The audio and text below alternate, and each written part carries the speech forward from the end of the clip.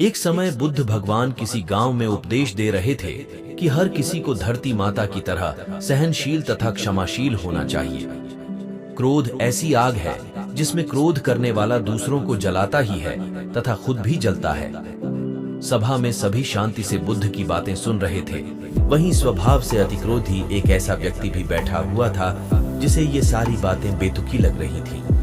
वह कुछ देर ये सब सुनता रहा, फिर अचानक ही आग बबूला होकर बोलने लगा, तुम पाखंडी हो, बड़ी बड़ी बातें करना यही तुम्हारा काम है। तुम लोगों को भ्रमित कर रहे हो।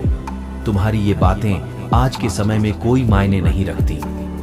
ऐसे कई कटु वचन सुनकर भी बुद्ध शांत रहे। उसकी बातों से ना तो वह दुखी हुए, ना ही कोई प्रतिक्रिया की।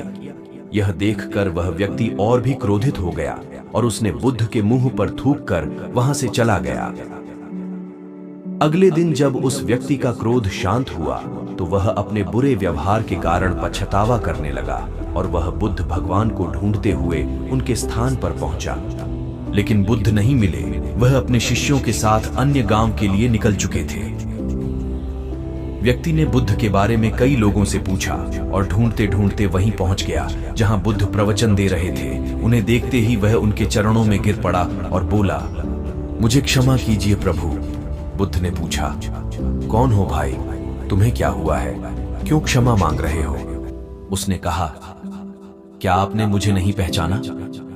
मैं वही हूं जिसने कल आपके साथ बहुत बुरा व्यवहार किया था।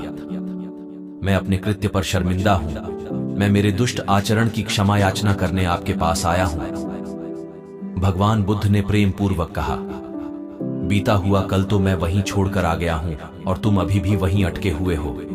तुम्हें अपनी गलती का आभास हो गया, तुमने पश्चाताप कर लिया, तुम निर्मल हो चुके हो।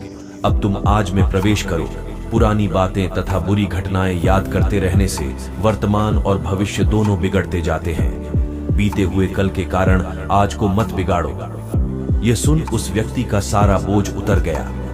उसने भगवान बुद्ध के चरणों में पड़कर क्रोध त्याग दिया तथा क्षमाशीलता का संकल्प लिया। बुद्ध ने उसके सिर पर हाथ रखकर आशीर्वाद दिया। उस दिन से उसमें बहुत से परिवर्तन आ गए और उसके जीवन में सत्य, प्रेम व करुणा की धारा बहने लगी और अपने क्रोध पर नियंत्रण पा लिया। कई बार हम पिछले समय में की गई गलतियों के बारे में सोचकर बार बार दुखी होते और खुद को कोसते हैं। हमें ऐसा कभी नहीं करना चाहिए। गलती का बोध हो जाने पर हमें उसे कभी ना दोहराने का संकल्प लेना चाहिए और एक नई ऊर्जा के साथ वर्तमान को सुदृढ़ बनाना चाहिए।